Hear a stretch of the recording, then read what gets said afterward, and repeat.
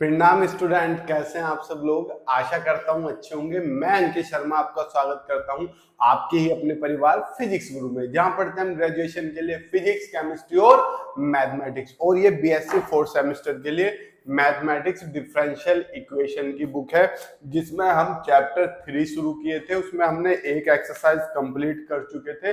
अब हम second exercise पर चलेंगे। फर्स्ट एक्सरसाइज इससे जस्ट पहली वीडियो में हो चुकी है। अब हम सेकंड एक्सरसाइज का पहला क्वेश्चन देखो, कितनी बार आया हुआ है। आया हुआ है कई बार, हाँ सर आया हुआ है। लेकिन इसे करने से पहले आपने जो फर्स्ट एक्सरसाइज में समझा था उससे कुछ अलग चीज है। यहाँ पर अलग तो नहीं है, सेम है ऐसे ही, बस उसे थोड़ा सा क्या कर दिया गया है, एक्सपेंड कर दिया गया है। यहाँ पर ठीक है, बिल्कुल ठीक है। क्या कर रहे हैं हम, एक्सरसाइज 2 चैप्टर 3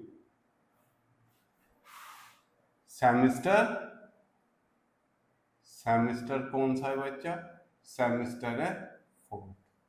तो ये हमारा क्या है, आज का रहने वाला है। अब यहाँ पर समझो, कल जो हमने समझा था, आज कुछ थोड़ा सा नया समझाता हूँ आपको। देखो क्या आज की क्लास में क्या होगा। आज की क्लास में जो भी क्वेश्चन रहेंगे वे ऐसे रहेंगे। इधर का तो जो फंक्शन रहेगा वो डी डैश में रहेगा, और इधर का जो रहेगा एक्स वाई की फॉर्मेट में रहेगा। कल का जो था उसमें एक्स वाई की फॉर्मेट नहीं थी, बस किसकी फॉर्मेट थी, एफ डी डी डैश के। तो इसका जो इस वाले पोर्शन का जो जनरल सॉल्यूशन निकलेगा, समझना, जनरल सॉल्यूशन जो निकलेगा, जनरल सॉल्यूशन जो भी हम निकालेंगे वो कैसे निकालेंगे, वो निकालेंगे z equal to C F plus P I, C F plus P I, particular integral और कॉम्प्लीमेंट्री फंक्शन। इसके बारे में आप जानते हो सर, हम तो नहीं जानते। जो कल की क्लास में आपने किया था, कल की क्लास में क्या किया था, अगर मैं आपसे सी एफ बताऊं तो सी एफ क्या होता था कल की क्लास में, बस जनरल सॉल्यूशन इतना होता था, याद है। आज में पर्टिकुलर इंटीग्रल भी फिक्स हो गया। तो सी एफ कैसे निकालते थे, five 1 y plus A one X plus 5 y plus A two X, ऐसी तो निकालते थे। जो आप m की वैल्यू निकाल के जो a1 a2 की जगह वैल्यू रखते थे, तो वही क्या था, हमारा CF था। लेकिन जब हम बात करते हैं किसकी, PI की, किसकी बच्चा, PI की, पर्टिकुलर इंटीग्रल की, तो ये कैसे निकलता है, इसके लिए हमें कुछ चीज समझने की जरूरत है।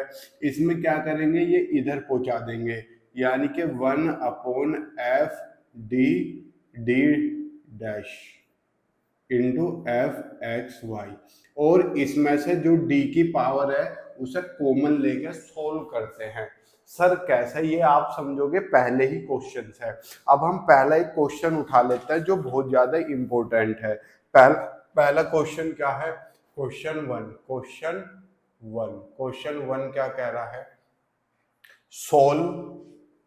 सोल्व करना है मुझे। किसे सोल्व करना है, D square minus 2d D dash plus D dash square into Z equal to 12xy।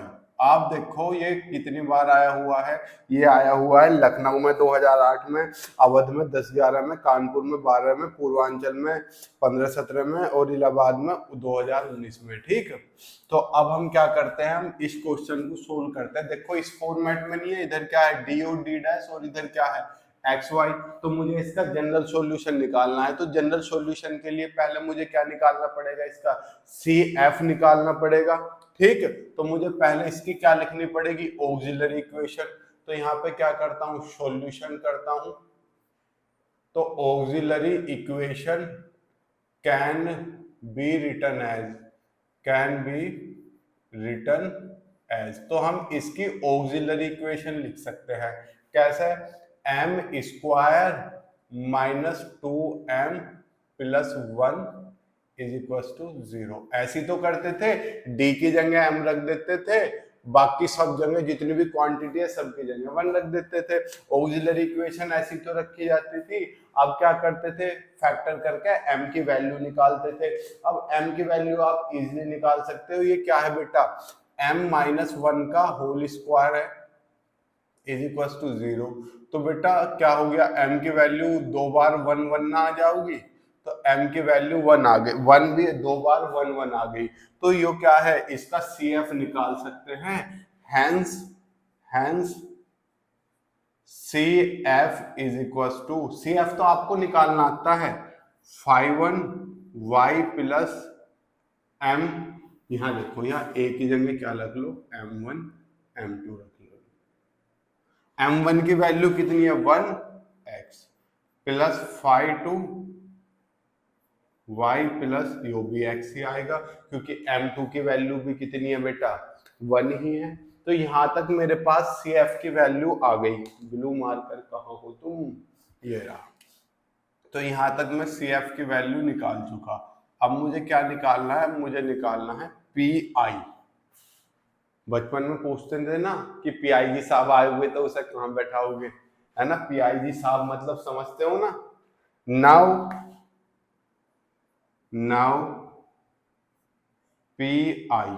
PI कितना होगा बच्चा, देखो ये जो यहाँ होता था इसे यहाँ पहुंचा दोगे, क्या करोगे इसे यहाँ पहुंचा दोगे, पर शर्त एक है, ये जो इसमें Z होता है ना, Z वो नहीं लिखा जाता, बस हमें इस वैल्यू को इंटीग्रल और डिफरेंशियल करके सोल्व करना है।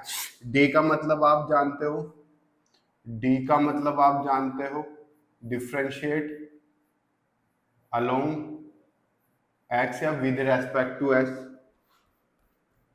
लो with respect to x। D dash का मतलब differentiate with respect to y, और 1/d का मतलब क्या है, integration with respect to x, और 1/d डैश का मतलब क्या है, integration with respect to y। ये तो आपको ऑलरेडी पता होना चाहिए। ठीक, तो PI कितना हो गया 1/d square minus 2d dash plus d dash का स्क्वायर इंटू 12xy। अब मुझे इसका इंटीग्रेशन डिफरेंशियल करके इसे सोल्व करना है। अब पहले क्या कर रहा हूं, ये भी होल स्क्वायर बन रहा है, तो 1/d माइनस d डैश का होल स्क्वायर बन रहा है ना, a square plus b square minus 2ab into 12xy मैंने बताई थी। फिर यहाँ पे क्या करते हैं, d की मैक्सिमम पावर कॉमन लेते हैं और 2 टर्म तक सोल्व करते हैं, मैक्सिमम पावर कॉमन। ठीक, यो नीचे का रफ कर दो ताकि आप मेथड समझ सको। इसका मतलब तो आपको ऑलरेडी पता ही है, आप 12th में भी पढ़ा है। Then apply binomial theorem and solve up to 2 terms. मतलब क्या करते हैं, डी की मैक्सिमम पावर कॉमन लेंगे और बाइनोमियल थ्योरम अप्लाई करके 2 टर्म तक सोल्व कर लेंगे। सर समझ में नहीं आई, अभी समझ में आएगी। यहाँ डी की मैक्सिमम पावर क्या है, स्क्वायर, तो देखो 1/d कॉमन लूंगा लेकिन स्क्वायर कॉमन आएगा, डी स्क्वायर कितना 1 minus D dash upon D का होल स्क्वायर, यही तो बचेगा, यही तो बचना है। ठीक है सर, यही बचना है। ब्लू मार्कर कहाँ यार, मार्कर की बड़ी समस्या होती है। अब के डिजिटल बोर्ड लेके मार्कर की कहानी ही खत्म करेंगे, बार बार मार्कर बदलने वाला। ठीक, अब क्या है, ये ऊपर पहुंच जाएगा क्योंकि मुझे बाइनोमियल थ्योरम लगानी है। तो 1/d square 1 minus D dash upon D की पावर कितनी -2, कितनी बच्चा, प्लस में ऊपर जाके -2 इंटू 12xy। अब आपको पता है क्या करोगे, then apply binomial theorem. Binomial theorem क्या कहते हैं, 1 प्लस एक्स की पावर n तो equals to 1 plus nx plus n n minus 1 x square upon 2 factorial, ऐसे सोल्व करते चले जाते हैं।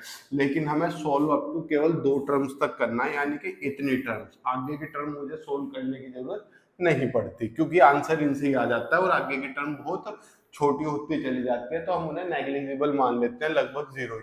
तो बाइनोमियल थ्योरम लगाओगे तो 1/d², तो एज इट इज 1, एन यहाँ आएगा तो माइनस माइनस प्लस 2d'/d। आगे भी रहेगी टर्म तो, पर मुझे उन्हें सोल्व नहीं करना। सोल्व कहाँ करना, मुझे केवल 2 टर्म। तो अब मैं क्या करूंगा, इस 1/d² के अंदर मल्टीप्लाई और इसकी भी, तो 1/d² कितना 12xy प्लस 2d'/d²d⁴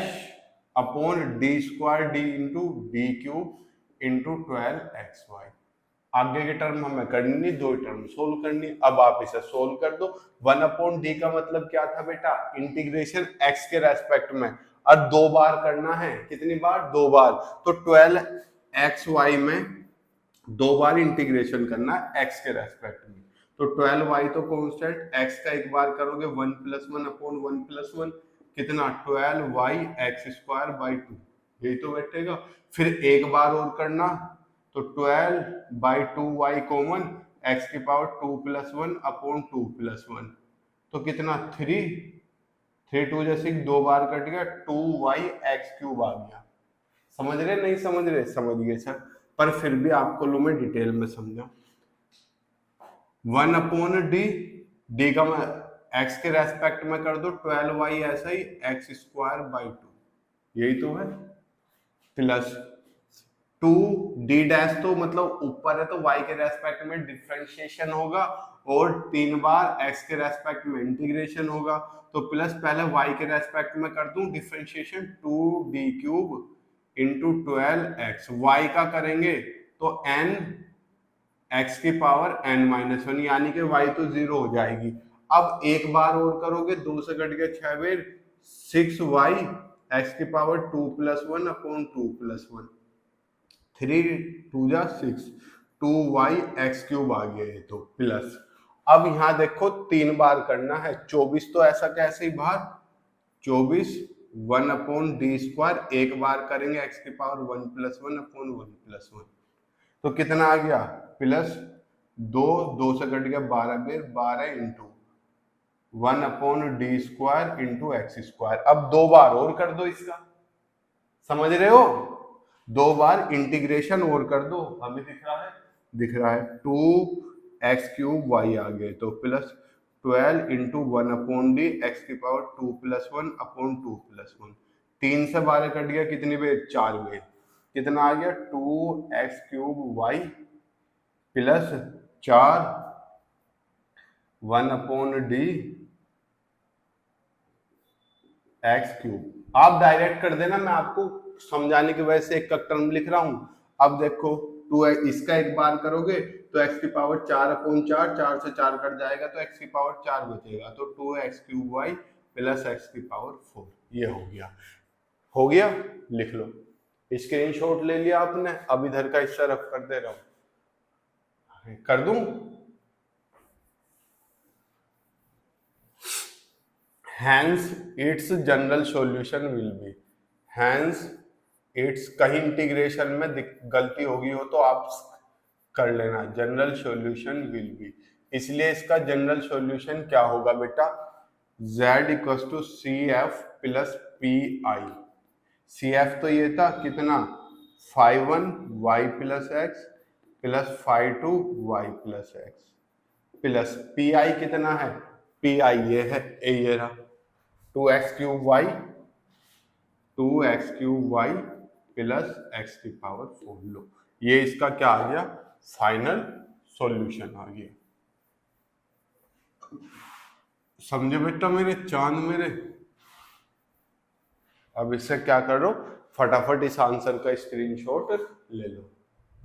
बाकी क्वेश्चन में मैं आपको हिंट दे देता हूं, क्वेश्चन नंबर 2 तो खैर थोड़ा सा अलग दे दिया, बाकी इसमें कितने क्वेश्चन है कुल मिला के एक्सरसाइज में, 6 क्वेश्चन है यार, अभी खत्म करे हमने बस, पर आप ये प्रोसीजर याद रखा करो बस। ठीक है चांद मेरे। क्वेश्चन नंबर 2 क्या कह रहा है, सोल्व डी क्यूब। इसने डी डेल क्यूब में दे दिया तो मुझे डी में इसे खुद रखना पड़ेगा। तो क्वेश्चन नंबर कौन सा, 2, solve del cube z upon del x cube minus del cube z upon del y cube is equal to x cube y cube. ये मुझे करना है बच्चा। तो पहले क्या करोगे, इस इक्वेशन को नॉर्मल फॉर्म में लिखोगे। नॉर्मल फॉर्म आपको लिखनी आती है, this equation can be written as, पहले इसका यहाँ सॉल्यूशन डालते हैं, ठीक है। This equation can be written as, यानी कि इस इक्वेशन को हम ऐसे भी लिख सकते हैं, कैसे, जो एक्स के रेस्पेक्ट में कैपिटल डी, इसे जो वाई के रेस्पेक्ट में डी डैश का cube is equal to x cube y cube. ये होगी मेरी नॉर्मल इक्वेशन। अब क्या करूंगा, इसकी ऑक्सिलरी इक्वेशन लिखूंगा, फिर सी एफ फाइंड करूंगा, फिर पी आई फाइंड करूंगा और मेरा काम खत्म। ठीक, नाउ इसकी ऑक्सिलरी इक्वेशन कितनी होगी, डी की जगह m और d डैश की जगह 1, बाकी सब में हमें कुछ नहीं करना। अब इसके फैक्टर करना आसान तो है नहीं, तो मैं m की क्यूब माइनस क्या लिख लूंगा, 1 की क्यूब। अब आपको पता है a cube minus b cube का formula a minus b, a square plus a b plus 1, यही तो होता है। तो a की जगह तो m, b की जगह 1, तो m minus 1 m square plus m plus 1, यही तो हो गया। अब इससे तो मुझे पता चल गई m की वैल्यू 1 आ जाएगी, here m minus 1 is equal to 0, तो m बराबर तो 1 आ गई एक वैल्यू। अब इसके अगर हम फैक्टर करते हैं तो इसके किससे करेंगे, श्रीधराचार्य विधि से।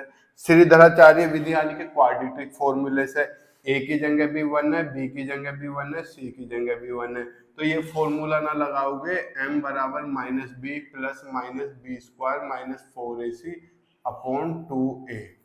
तो इसलिए m बराबर b की जगह minus plus minus b square 1 का स्क्वायर 1 माइनस 4ac, 4a की जगह 1, c की जगह 1, तो 4 अपॉन 2a, इसका under root minus under root 3 बचा, इसे क्या लिख लूंगा, अंडर रूट 3i, क्योंकि i बराबर क्या होता है, अंडर रूट माइनस 1।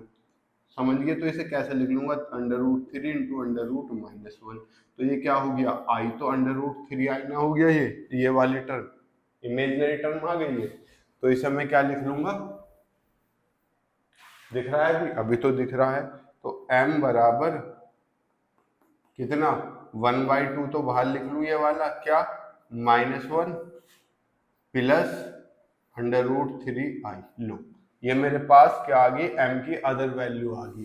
तो हैंस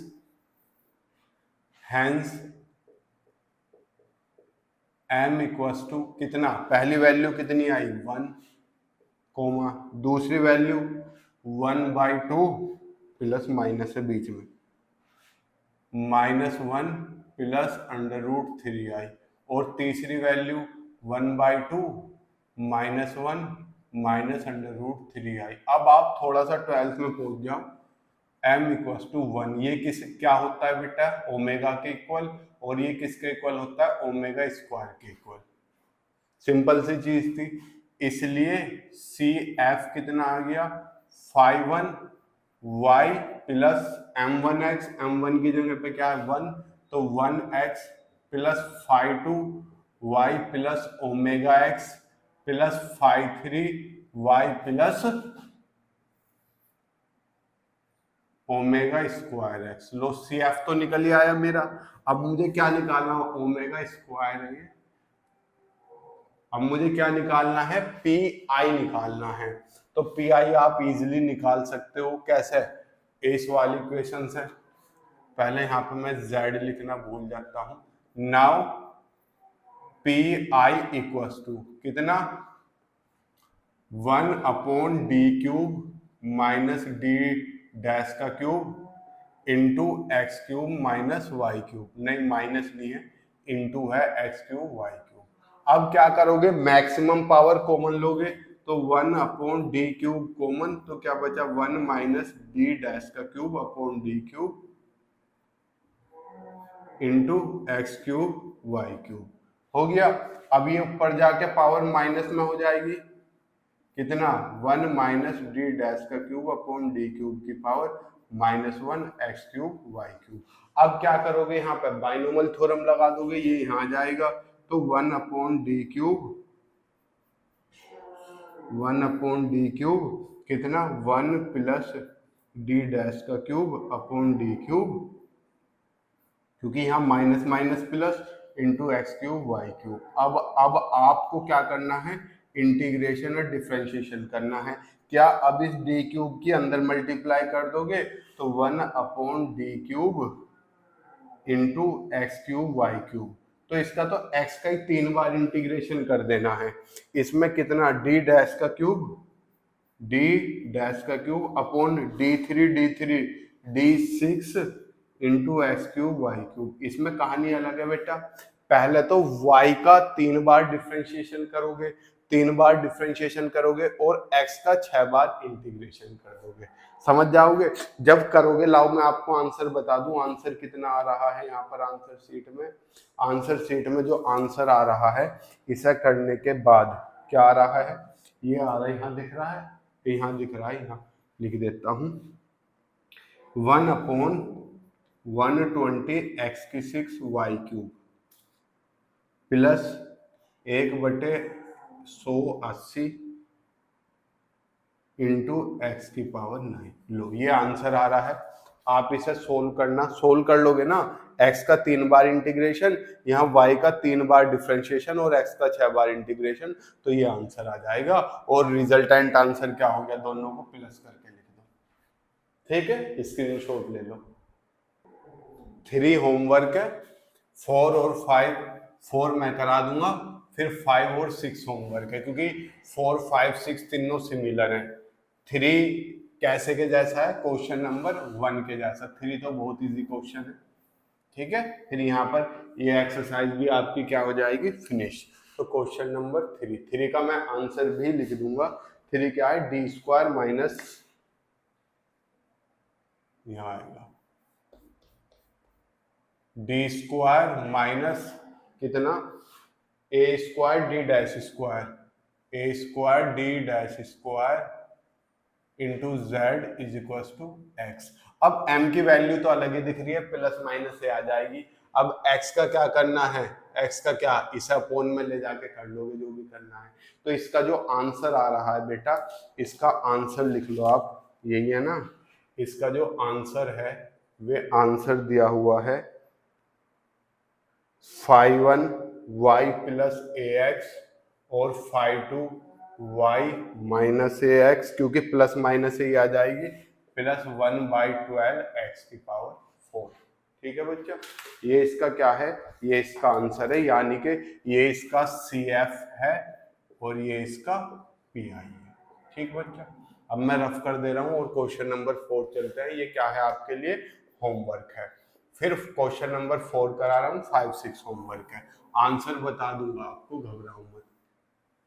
क्वेश्चन नंबर 4 भी सर होमवर्क दे दीजिए, नहीं बेटा 4 में 3 टर्म दे दी, अभी तक आप क्या कर रहे हो, 2 टर्म है, एक कॉमन ले लेते हो, स्क्वायर बन जाता है, होल स्क्वायर या कुछ भी।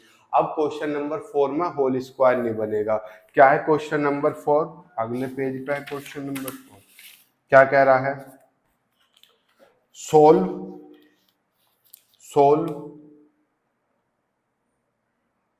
del टू z अपॉन del x square plus 3 del two z अपॉन del x del y। ये 3 दो था बेटा, ये भी आया हुआ है 2018 में, जो अभी हमने 3 होमवर्क दिया, प्लस 2 del टू z अपॉन del y square is equal to 2x plus 2y। ये आपका क्वेश्चन है। तो अब इसे करने का सिंपल सा, CF तक तो आप इजीली कर सकते हो, CF तक तो कुछ है ही नहीं। ठीक, कैसे, this equation can be written as, यहाँ सॉल्यूशन डाल रख रहा हूं हमेशा, this equation can be written as, यानी कि इस इक्वेशन को हम कैसे लिख सकते हैं, इसकी जगह तो डी स्क्वायर प्लस इसकी जगह एक्स भी है वाई भी है, D D dash plus 2 D dash का square into Z equal to 2x plus 2y। ठीक, ऑक्सिलरी इक्वेशन क्या होगी बच्चा, m square plus 3m plus 1 equal to 0। तो 3 के ऐसे फैक्टर जो मल्टीप्लाई करके तो 1 है, कहीं गलती करके क्या, और प्लस करके फिर है, कहीं गलती कर दी हमने, क्वेश्चन तो गलत नहीं लिख दिया, हाँ क्वेश्चन गलत लिख दिया बेटा। यहाँ पे 3 की जगह क्या है 2 है, यहाँ पे 3 की जगह क्या है बेटा 3 और लास्ट में 2 है, ये रहा 2, ये 2 तो हम लिखना भूल ही गए थे, ये रहा 2। ठीक, जेड सा क्यों बन रहा है 2। अब कर सकते हैं 2 के ऐसे फैक्टर जो प्लस 3 दें, तो m square plus 2m plus m, 2 1 जा 2 प्लस 2 इज इक्वल टू 0। तो m common m plus 2 plus 1 common m plus 2 is equal to 0। तो m प्लस 2 और m plus 1 is equal to 0। तो m बराबर कितना -1 -2, इसलिए सी एफ कितना आ गया 5y प्लस नहीं minus x plus 5y minus 2x, यही तो आ गया। अब पी आई निकालना, इसका पी आई है थोड़ा सा अलग, क्योंकि इसमें 3 ये बनने हैं, इसलिए P I 1 D square plus 3d D dash plus 2d dash का square into 2x plus 2y। Video pause करो, कुछ दिमाग चलाओ, वीडियो पॉज करो और इसे जल्दी सोल्व करने की कोशिश करके देखो। यही समझ में नहीं आ रहा सर यहाँ बाइनोमियल थ्योरम कैसे लगा, मैंने बताया दिमाग ही खर्च नहीं करना आपको।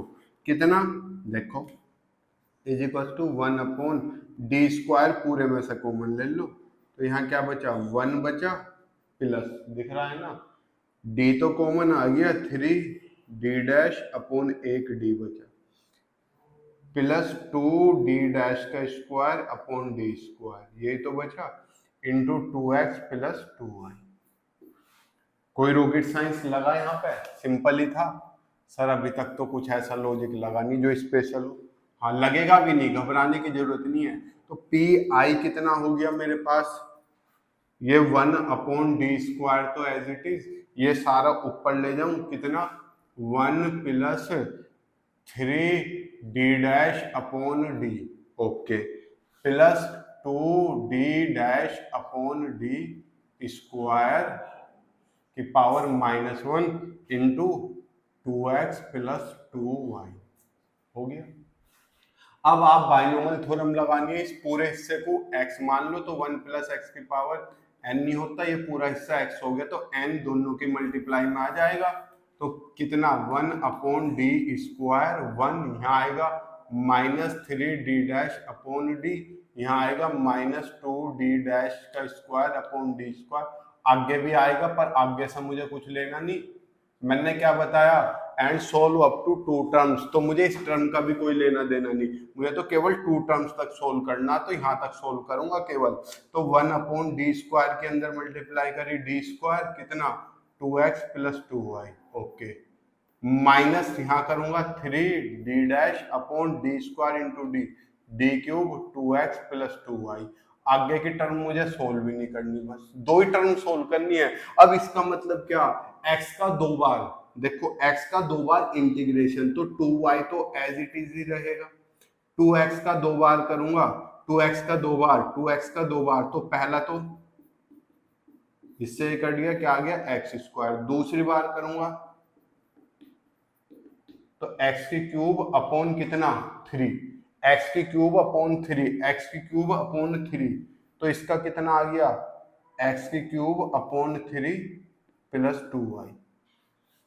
समझे नहीं समझे, यही तो आ गया माइनस, इसे आप खुद करना, क्या पहले तो y का इंटीग्रेशन करना है, सॉरी डिफरेंशियल, देखो 3d क्यूब कर लोगे सोल्व? चलो सोल्व खुद करना है इसे, डू योर सेल्फ, क्योंकि यहाँ एक जल्दी जल्दी मैं गलती कर गया था। मैं योर सेल्फ क्या करोगे, 1/d² 2x into 1 plus 1/d² into 2y, इसकी दोनों में मल्टीप्लाई, ऐसे इसकी दोनों में मल्टीप्लाई, और अलग अलग कर लेना। इजी क्वेश्चन था, टाइम नहीं लगाना चाह रहा मैं।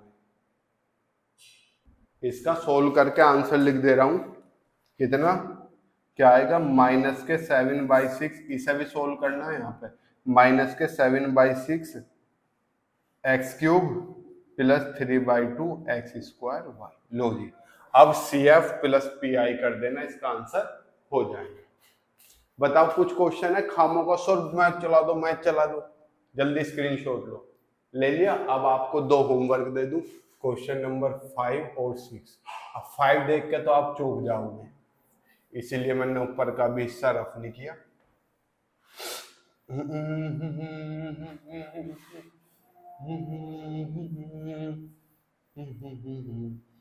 ये बेटा एक छोटा सा रजिस्टर बना लो, उसमें ये प्रोसीजर लिखते चलो अलग से, एक बारीक सी, पेपर से पहले रिवीजन में बहुत काम आएगा।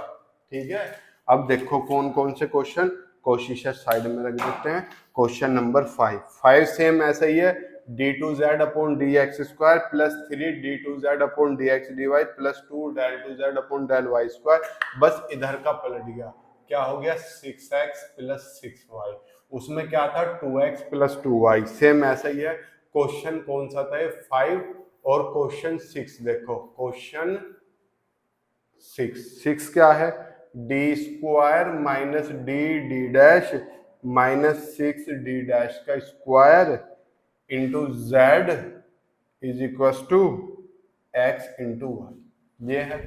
अब इनके आंसर देखो, आंसर तो उसी बुक में होंगे, मैं आंसर शीट कहाँ, ये है 5 का आंसर देखो बेटा, जो आंसर लास्ट में आता है 5 का आंसर आ रहा है z equal to 5/1 y minus x, यानी कि CF तो सेम ही है, plus 5/2 y minus 2x।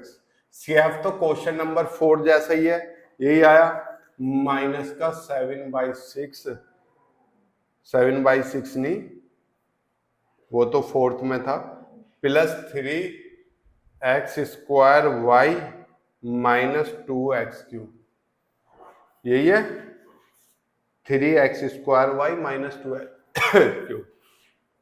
Sorry, इसका आंसर देखो, z बराबर 5/1 y minus 2x plus 5/2 y plus 3x हो गया, plus 1/6 x³ y plus 1/24 x³, दोनों क्या है, होमवर्क है। ठीक, चलो ले लो स्क्रीनशॉट, ले लिया बेटा। आप ये कोर्स हमारी ये वाला डिफरेंशियल इक्वेशन का, इसके पहले 2 चैप्टर निशिता मैम ने कराए हैं, बाकी सारे कुल मिला के कितने चैप्टर है इसमें, 9 चैप्टर है, 7 चैप्टर मैं कराने वाला हूँ। आप क्या कर सकते हो, इसका कोर्स हमारी ऐप से ले सकते हो, फिजिक्स गुरु से, जो मात्र अभी तो 399 में है, मैं आज उसे 299 रुपए में कर दूंगा। सर ऐप पे लेने पे क्या फायदा है बेटा, ऐप पे जो क्वेश्चन है इनका सॉल्यूशन भी प्रोवाइड होगा PDF फॉर्मेट में, यानी कि आप लिखने की जरूरत नहीं है, आप बस केवल प्रैक्टिस करो और जो क्वेश्चन हो सॉल्यूशन में जाके देख सकते हो। क्वेश्चंस की PDF भी मिलेंगी, एग्जांपल्स भी मिलेंगे। ठीक, चलिए मिलते हैं आपसे कल, तब तक के लिए जय हिंद, जय भारत, प्रणाम, शुभ संध्या।